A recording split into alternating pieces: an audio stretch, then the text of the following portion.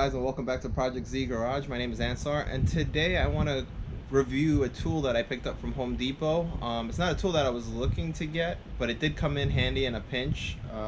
The Q3, my girlfriend's car, she got a flat on the way to work, and by the time I was getting out of work and heading over there to pump the tire up, I didn't really have anything to use at the time, and we just wanted enough air in it to kind of limp it over to the tire shop so that we could get the tire fixed.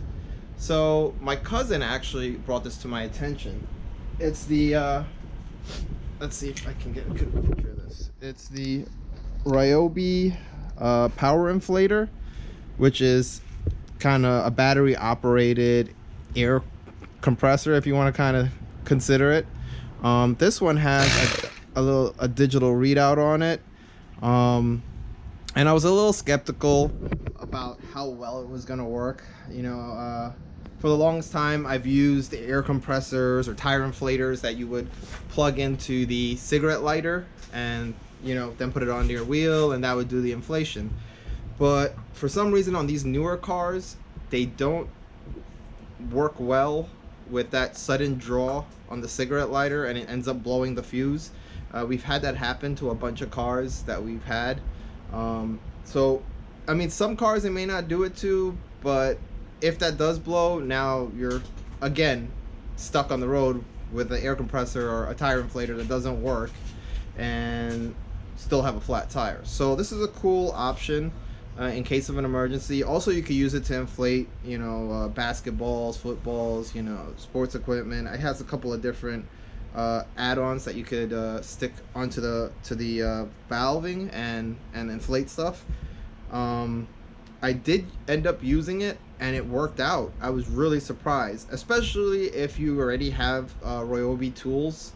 It does use the 1+ battery system, so if you have batteries and some of the other tools that Ryobi has, like drills or sawzalls, which I do have, so all I had to buy was the actual inflator, which was reasonable at about $24-25 before tax. I think I paid with tax and everything, it came up to like 27 bucks or something.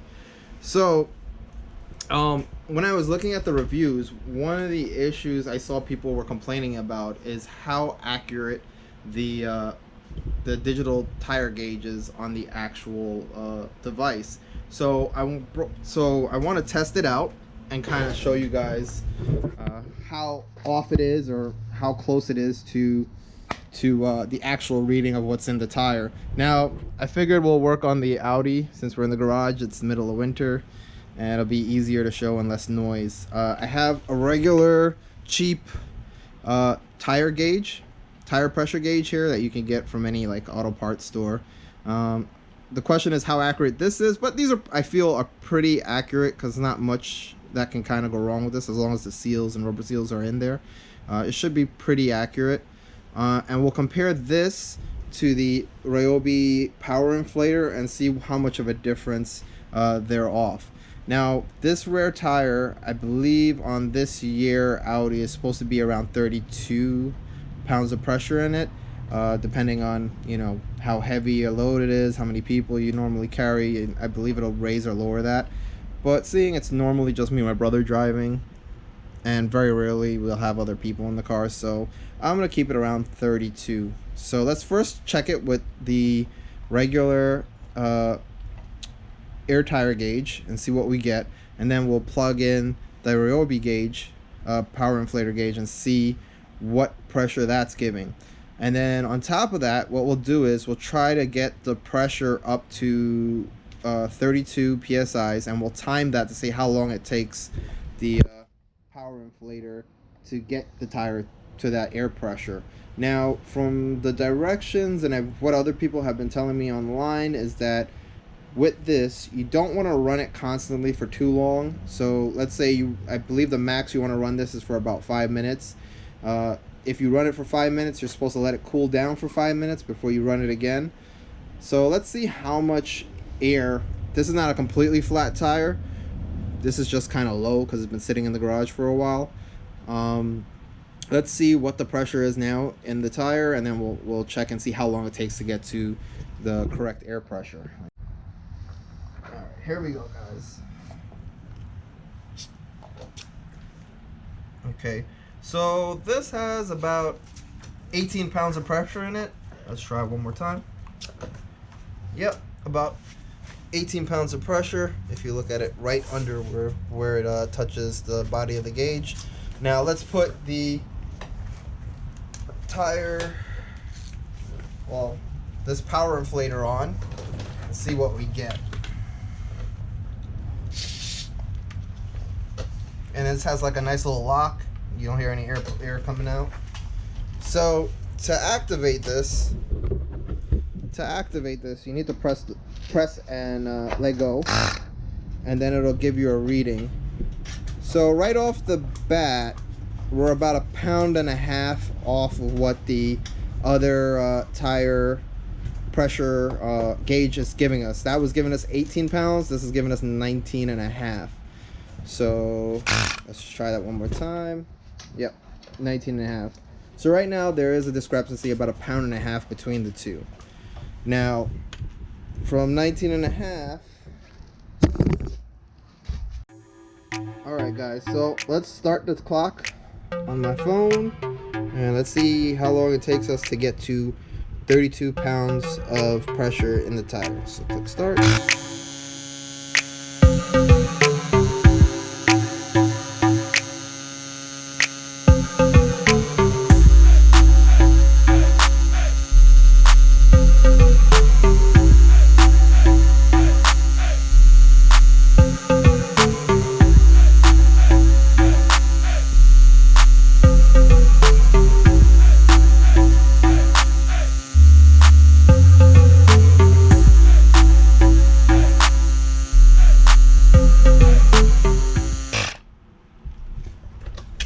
Oh.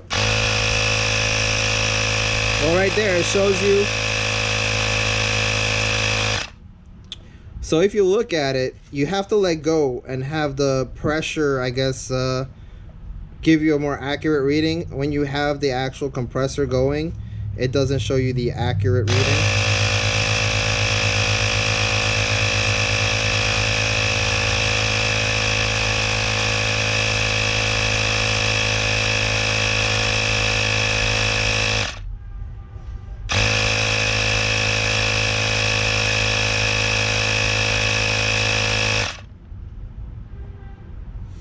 All right, guys. Oh, there we go. So you got to give it a second for it to, you know, set to correct for the pressure. It takes a minute for it to normalize, I guess. I don't know. That's weird. Oops. Stop that. So right now it says that there's 32 pounds of pressure in there.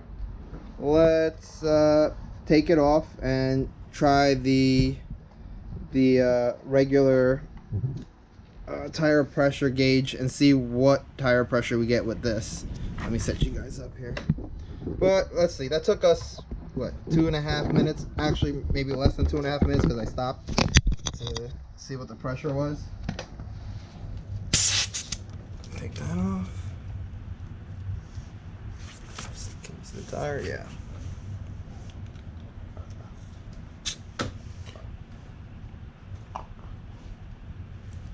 Alright, that says 30. And if you look there, right now we're at 30 on this gauge. So, as of now, before we said about 1.5 pounds off, this right now is showing about 2 pounds off. Let's hook this back up and see what it says. Okay, so it kind of dropped 0.5 pound. I wonder if we were just on the cusp of 32. So once I removed it, a little bit of air came out and went back down a little. So right there, it's still about 1.5 pounds off. Now, as you see, once the compressor, the air inflator is working, the PSI is not accurate to what's going into the tire. You actually have to take your hand off the trigger and give it a second to read properly of what it thinks that's in the tire. So let's go up to